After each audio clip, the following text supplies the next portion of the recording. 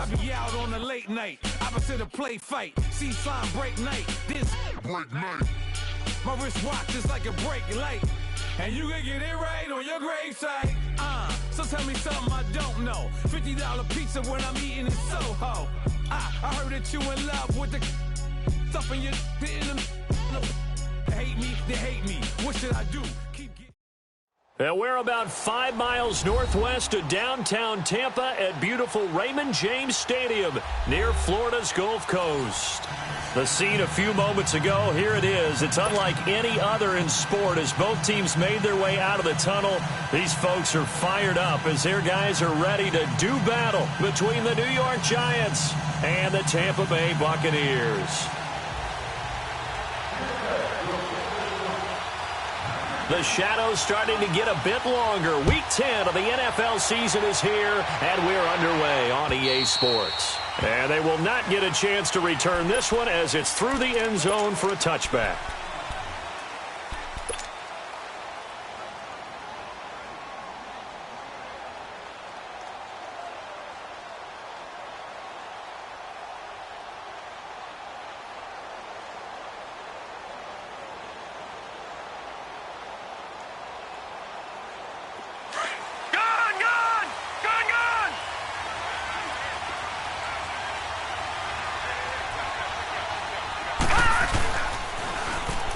Now they'll run it on the toss. And he'll be out of bounds across the 30-yard line. 7 yards on the pickup there, and it'll leave him with a 2nd and 3.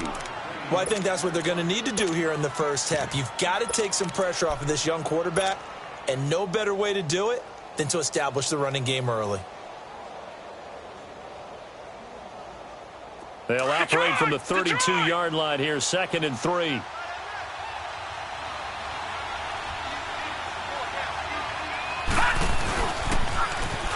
Now they'll run it on the toss.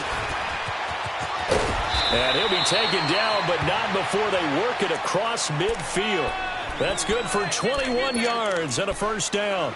Sometimes those lines that are drawn on a grease board or in a playbook, they come to life out on the field, don't they? And we just saw that on that outside handoff to the right. That right tackle, he gets excited for that call, doesn't he? He does, because he just wants to dominate his guy and say, listen, I was the point of attack. I took care of business.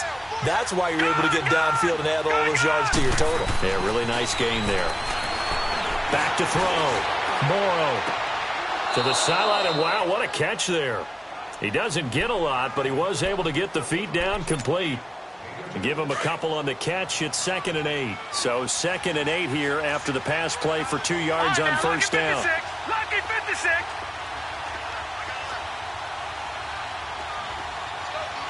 Detroit! Detroit! Gone! Looking to throw. Morrow. And he's just going to get rid of this thing. To no one here. He throws it away. And now it's 3rd.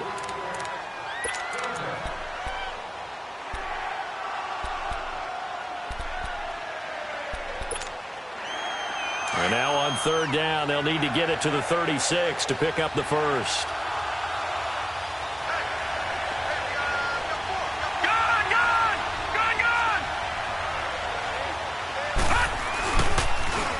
Now they'll run it on the toss.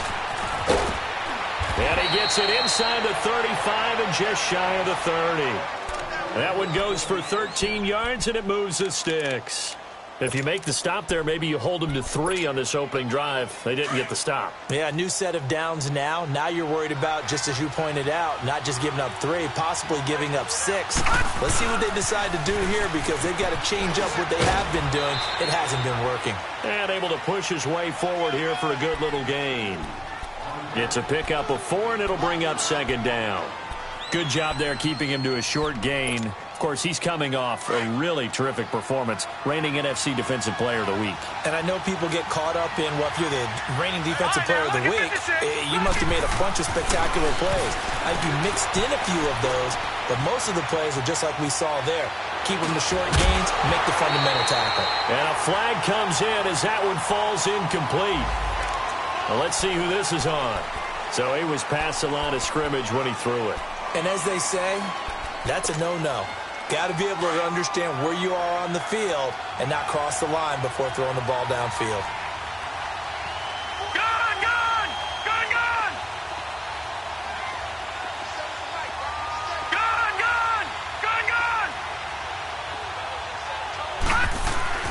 On third down, Morrow.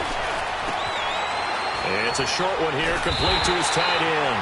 And they'll be inside the 25 now at the 24. It'll be a gain of 8, but it'll also lead to a fourth down. They've got good playmakers on the offensive side of the ball. I don't know what happened last week to really hurt their performance and hold down their production, but I would dare say that this week in practice, there's a lot of talk about how they're going to increase their proficiency. And that was a good start, getting the playmakers involved. You mentioned that to me pregame. That's what they did there. Yeah, I think a lot of people think the coaching staff really gets on them, and that's how they motivate them. Most of these guys are self-motivated. They have a lot of pride in their performance. On first down, Willis. Throw right side, taken in by Pettis. And he'll bring it up here to right at the 40-yard line. Give him 9 there on the first down completion. One thing we do know, he's going to get his catches. So as they move forward defensively, got to continue to focus on not giving up the big play when he does catch the ball in the secondary. That last catch short of the marker by just a yard leaves him with a very manageable 2nd and 1. Back to throw. Willis. And this is caught. I think he got that with one hand. And a nice gain of 21 yards.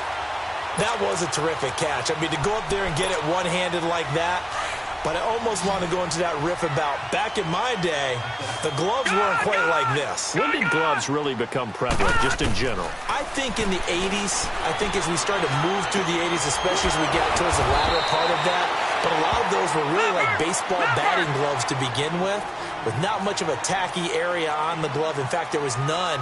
I actually remember in cold weather games wearing the old scuba gloves, which you'd wear in diving, but they would split too easily in the course of a game.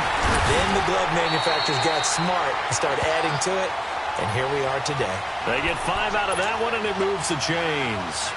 Now, look, that wasn't a huge gain, but those are the types of carries I think they were missing in their loss last week. They couldn't get him going on the ground. Did you get the same feeling I did during our meetings, that they kind of regretted that he didn't touch the ball? Absolutely. You know, hey, he should have touched it more last week. They weren't going to make that same mistake, and they've taken care of that early. Flushed out right, and he's able to get it down to the 25-yard line. He'll get just a yard on the scramble. It's 2nd down. Yeah, he only gets a few yards on 1st and 10, but he's better off doing that than throwing an incompletion or, even worse, an interception.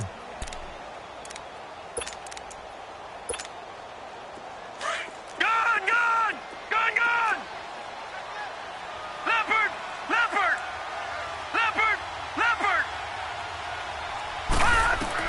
To throw on 2nd down, Willis.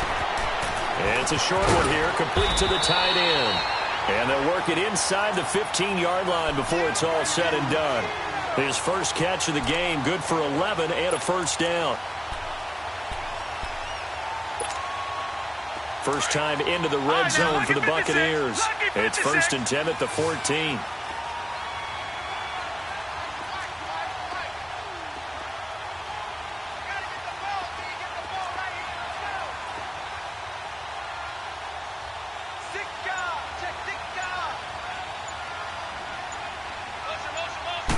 Back to the 16. That's going to go as a... I know when I was a kid, I always got real excited when I saw those lateral-type runs. But the best backs that made it happen, they put a foot in the ground and just go. That didn't happen there. That play got swallowed up. Looking to throw on 2nd down. Willis. Quick hitch, complete. It's Rice. And he's going to be brought down just shy of the 5 at the 6. They'll wind up getting 10 back as that sets them up for 3rd down.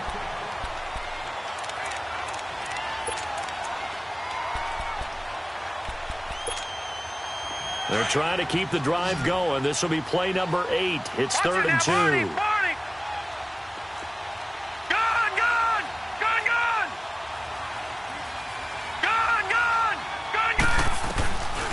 Operating from the gun. Willis. This is caught. Give him a gain of 4, able to convert, and that sets up 1st and goal now. Got to say, I was a little surprised to see him, Charles, come out in the shotgun on third and less than a yard. Yeah, but the way the NFL is nowadays, we hardly ever see anyone really run for it on short yardage. So they're going to throw the football more times than not. That was a nice, easy rhythm throw right there, and they pick up. And he's going to have to eat this one as down he goes. I spent a lot of extra time preparing for this game, watching this offensive line, because they gave up 5 sacks last week in their loss. They just gave up another one now.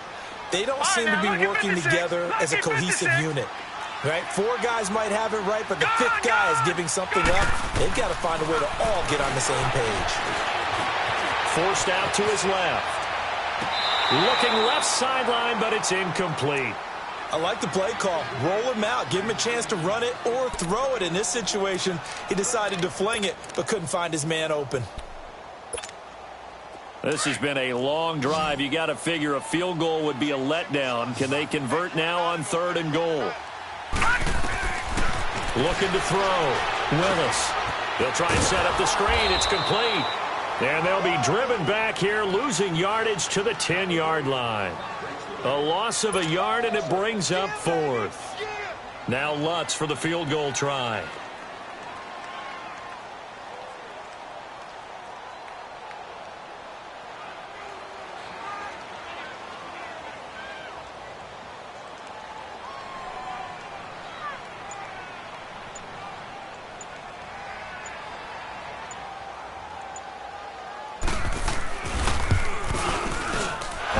Going to be no good. He pushed it wide to the right, and this will remain a scoreless game.